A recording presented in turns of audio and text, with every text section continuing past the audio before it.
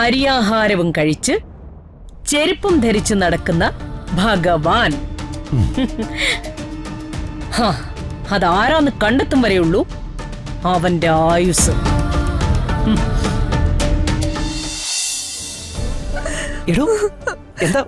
എന്താ നിനക്ക് പറ്റിയത്? എടോ ഡ്രൈവറെ, ഈ ചിന്നുന് LLBക്ക് അഡ്മിഷൻ കിട്ടിയടോ.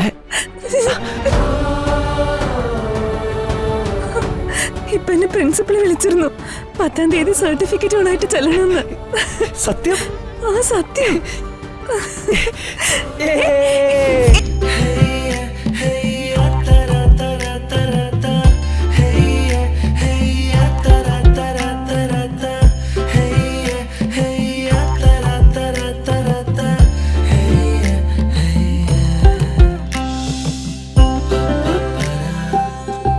അപ്പോ അഡ്മിഷൻ ശരിയായി.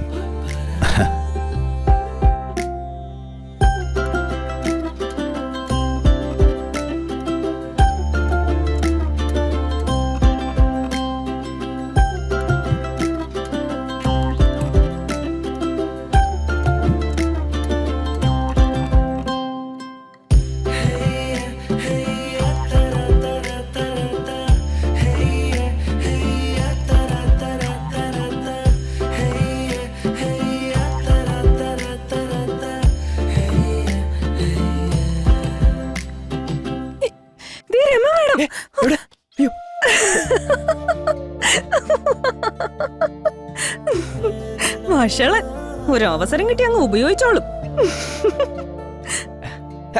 അതെ, ചെലവുണ്ടേ.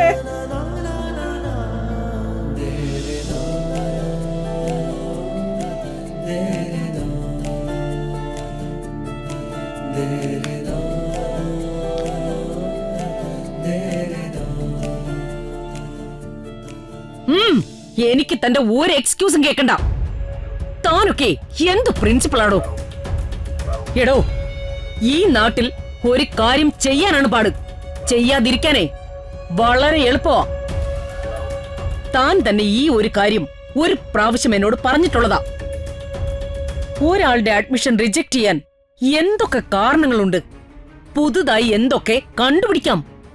മാഡം, ഇതൊരു ഗവൺമെന്റ് കോളേജല്ല, എയ്ഡഡ് കോളേജാ. എന്റെ നിവൃത്തികേട് മാഡം ഒന്ന് മനസ്സിലാക്കണം. ഞാൻ ആ കുട്ടിക്ക് അഡ്മിഷൻ കൊടുക്കാതിരിക്കാൻ മാക്സിമം ശ്രമിച്ചു. മണ്ണം കട്ട, തന്നെ കൊണ്ടൊന്നും ഒന്നും നടക്കില്ലടോ. മാഡം, മാനേജ്മെന്റിന്റെ ശക്തമായ ഇടപെടലുണ്ടായിരുന്നു. അവർക്കൊരിക്കലും പിണക്കാൻ കഴിയാത്ത ആരോ ഒരാൾ ഇതിൽ ഇടപെട്ടിട്ടുണ്ട്. അയാളുടെ പേര് ഞാൻ ചോദിച്ചു മനസ്സിലാക്കി. എന്താ അയാളുടെ പേര്? ഭഗവാൻ.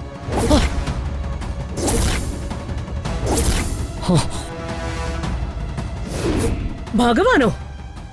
അതാരാ? അതെ, ഭഗവാൻ. നിയമങ്ങളെല്ലാം നന്നായി അറിയാവുന്ന ആളാ. രാഷ്ട്രീയത്തിലും മാനേജ്മെന്റിലും ഒക്കെ നല്ല പിടിപാടുള്ള ആളാ. ആ ഭഗവാനെ പിണക്കാനുള്ള ധൈര്യം മാനേജ്മെന്റിനില്ല. അതാണ് ഇവിടെ സംഭവിച്ചത്. വച്ചിട്ട് പോടോ. ഇനി എന്ത് ചെയ്യാൻ പറ്റുമെന്ന് ഞാനൊന്ന് നോക്കട്ടെ.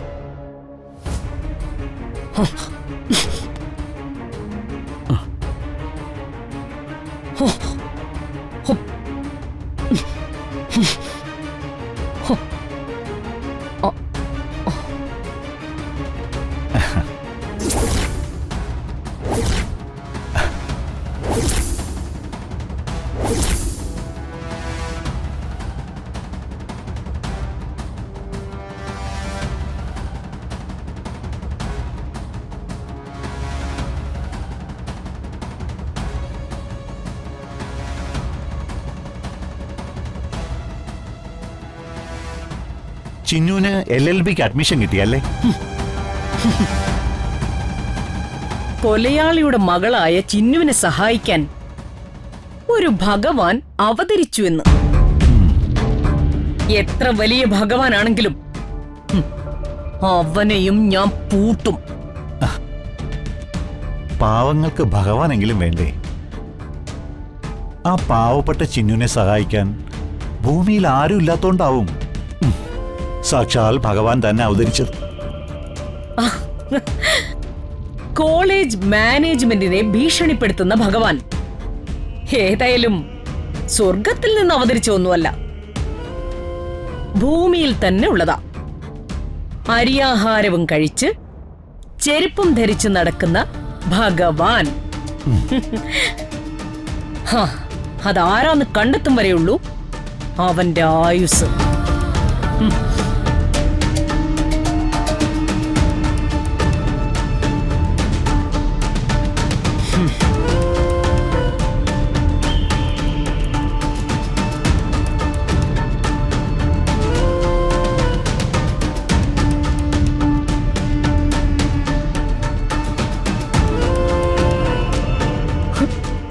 ആ ഭദ്രേട്ടൻ എന്താ ഈ നോക്കുന്നേ? അത് കുഞ്ഞോളെ, ഞാൻ അനസൂയോട് ചോദിച്ചപ്പോഴേ അവള് പറഞ്ഞു നമുക്ക് എന്തെങ്കിലും സംശയമുണ്ടെങ്കിൽ മൊബൈൽ നോക്കിയാ മതിയെന്ന്. ഉം? ഞാനേ കുറച്ചു നേരം കൊണ്ട് ഈ മൊബൈൽ നോക്കുവാ ഈ ഭഗവാൻ ആരാന്ന്. ഉം. ഇതിനകത്തെ കഴുത്തിൽ പാമ്പ് ചുറ്റിയ പരമശിവനെയും വില്ലാളി വീരനായ ശ്രീരാമനെയും കാളികമർത്തകനായ ശ്രീകൃഷ്ണനെയൊക്കെയാണ് കാണിക്കുന്നത്. ഏതായാലും ഇവരാരും ആകാൻ സാധ്യതയില്ല. പിന്നെ ആരായിരിക്കും കുഞ്ഞോളെ ഈ ഭഗവാൻ? ചിന്നുവിന്റെ രക്ഷയ്ക്കെത്തിയ ഭഗവാൻ ആരാണെന്ന് കണ്ടുപിടിക്കണം. അന്ന് ഹോസ്പിറ്റലിൽ വന്ന് ശിവദാസിനെ രക്ഷപ്പെടുത്തിയതും ഭഗവാൻ. ഇന്ന് ചിന്നുവിന്റെ അഡ്മിഷൻ റെഡിയാക്കി കൊടുത്തതും ഭഗവാൻ. ഇതിൽ നിന്നും ഒരു കാര്യം വ്യക്തമാണ്. അതെ, വ്യക്തമാ. എന്ത് വ്യക്തമാണ്? അത് ഭഗവാൻ ആപത്തിൽപ്പെടുന്നവരെ രക്ഷിക്കുന്നവനാണെന്ന്. കല്ലിലും തൂണിലും തുരുമ്പിലും ഭഗവാൻ ഉണ്ടെന്ന്. മണ്ണം കട്ട. അതിനുണ്ട് ഭഗവാൻ. കഷ്ടം. ഈ പറഞ്ഞ കഷ്ടത്തിലുണ്ട് ഭഗവാൻ. എല്ലാവരെയും കഷ്ടത്തിൽ സഹായിക്കുന്ന കരുണാമയനാണ് ഭഗവാൻ. എന്റെ ഭദ്രേട്ട, ഈ ഭഗവാൻ കല്യാണിയെയും ശിവദാസനെയും സഹായിക്കണമെന്ന് ആഗ്രഹിക്കുന്ന ആരോ ഒരാളാണ്.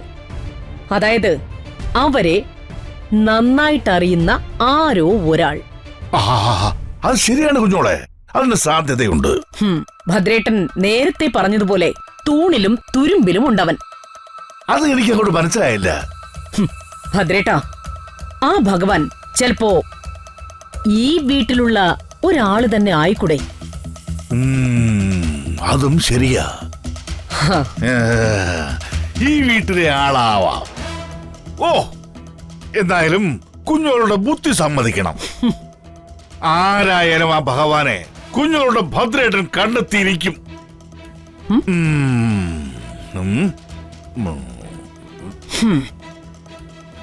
ആ ഭദ്രേട്ട, ഇനി എന്ത് ചെയ്തിട്ടാണെങ്കിലും ചിന്നു LLB പഠനം പൂർത്തിയാക്കാൻ പാടില്ല. ഉം